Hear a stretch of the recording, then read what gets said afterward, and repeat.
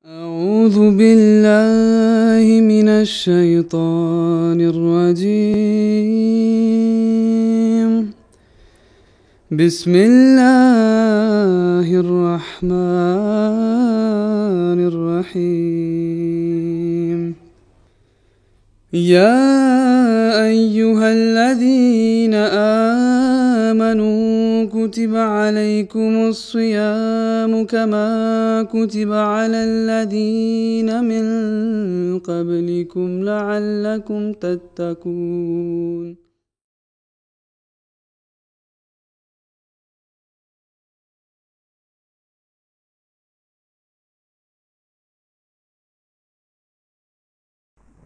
Auzubillahiminesh-shaytanir-rajim. Bismillahir-rahmanir-rahim. Chers frères, assalamu alaikum wa rahmatullahi wa barakatuh. Dans le dars précédent, j'avais entamé le sujet de istighfar, repentir ou demander pardon à Dieu de nos péchés et nos défauts. J'avais présenté, selon quelques versets du Saint-Coran et aussi les hadiths, les paroles du Saint-Prophète sallallahu alayhi wa sallam. Pour le dars d'aujourd'hui, j'ai choisi quelques extraits des ouvrages de M. Promis alayhi wa sallam, dans lequel il a présenté la philosophie de l'istighfar et les bénéfices. Le M. Promis alayhi wa sallam, le fondateur du mouvement Ahmadiyya, Hazrat Mirza Ghulam Ahmad de Qadian alayhi salam, dit l'istighfar qui renforce les racines de la foi est classé en deux catégories dans le Saint-Coran. La première est de renforcer l'amour d'Allah dans notre cœur et à travers notre relation avec Allah, d'arrêter l'émergence des péchés qui surviennent en secret, d'être complètement absorbé en Allah et par conséquent de rechercher son aide. Ceci est istighfar des choisis. Ça veut dire ceux qui sont très proches de Dieu, qui sont très pieux, très droits, muttaqis. Ils ont des expériences personnelles, spirituelles avec Dieu. Ils ont déjà des relations et le contact renforcés avec Allah. Alors dit que cet istighfar est des choisis, qui se considèrent complètement perdus s'ils sont séparés d'Allah, même pour une très courte durée. Ils récitent istighfar pour que la miséricorde d'Allah puisse continuer à les soutenir. La deuxième catégorie d'istighfar est de briser les chaînes du péché et de trouver refuge auprès d'Allah, de faire de son mieux, tout comme l'arbre qui a des racines fermement implantées dans la terre et que son cœur soit complètement dévoué à Allah. Le cœur doit être épris de l'amour d'Allah et en excédant à la nourriture pure, que l'on soit sauvé de la sécheresse et de la déchéance du péché. Ces deux types d'istighfar sont ainsi appelés car Ghafara, duquel le mot istighfar est dérivé, signifie couvrir ou réprimer. En d'autres mots, istighfar signifie qu'Allah pourrait réprimer les péchés de celui qui s'est complètement perdu dans son amour et ne permettrait pas que les racines de ses faiblesses soient exposées. Au contraire, il lui accorderait une place sous le manteau de sa sainteté. Et si une racine a été exposée à cause d'un péché quelconque, il le couvrirait et le protégerait des mauvaises conséquences du dévoilement.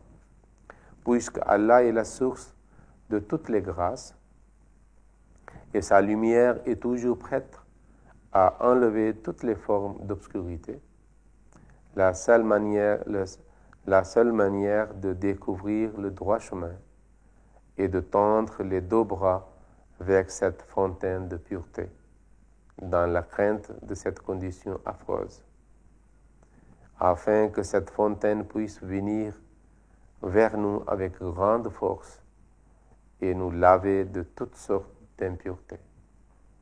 Il n'y a pas de meilleur sacrifice pour plaire à Allah que d'accepter la mort pour lui et de nous présenter devant lui. Cet extrait se trouve dans Sirajuddin Isaï के 4 सवालों के जवाब. Parce qu'il y avait un chrétien qui avait posé 4 questions au Messie premier salam, et en répondant, il avait écrit un petit livret qui fait partie du trésor spirituel de Messie premier salam. Et voilà comment le Messie premier salam a mentionné 2 catégories de istighfar.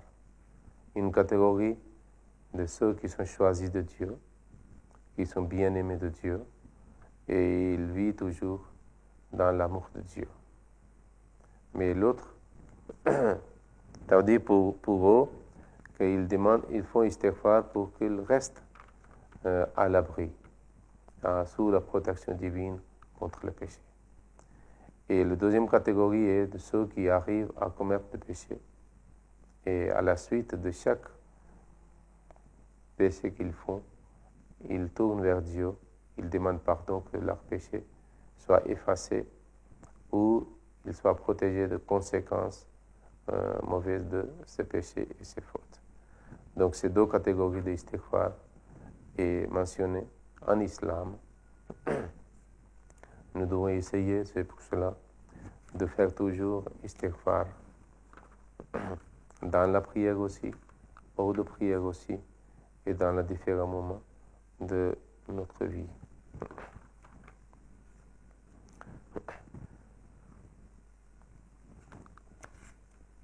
Le Messie premier salam a dit dans un autre livre, si quelqu'un recherche de la force d'Allah, c'est-à-dire fait istighfar, ses faiblesses peuvent être enlevées avec l'aide du Saint-Esprit. Et il peut être protégé des péchés à la manière des prophètes et des messagers. De plus, si quelqu'un est déjà pécheur, istighfar pour le sauver des conséquences et de ses mauvaises actions, c'est-à-dire de la punition, car aucune obscurité ne peut durer en présence de la lumière. Or, ceux qui font le mal et qui ne font pas l'istighfar devront subir des conséquences de leurs mauvaises actions. C'est dans l'arche de Noé que le Messie premier a dit. Puis le Messie premier dit, certaines personnes sont conscientes du péché alors que d'autres ne le sont pas.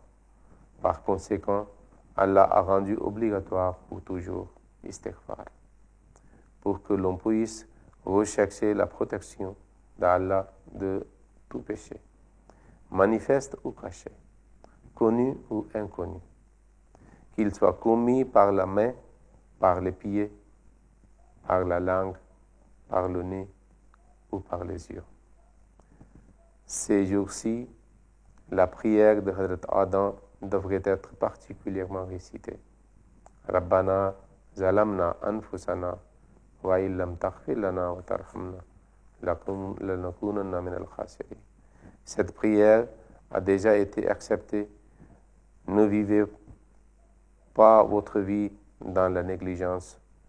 Quiconque s'abstient d'une vie négligente ne sera probablement jamais affligé de grandes calamités, car de tels malheurs n'arrivent jamais sans la permission divine.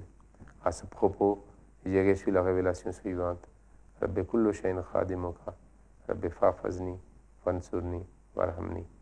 Cela signifie, mon Seigneur, toute chose est à votre service, et comme serviteur à toi. Ô mon Seigneur, protège-moi, aide-moi et aie pitié de moi. Allahumma salli ala Muhammadin wa ala ali Muhammadin wa barik wa sallam innaka hamidun majid.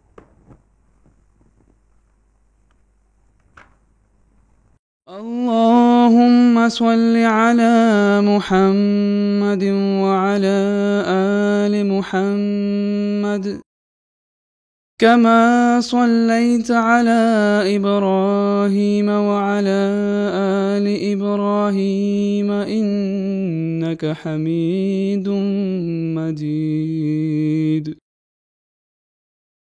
اللهم بارك على محمد وعلى آل محمد كما باركت على إبراهيم وعلى آل إبراهيم إنك حميد مجيد.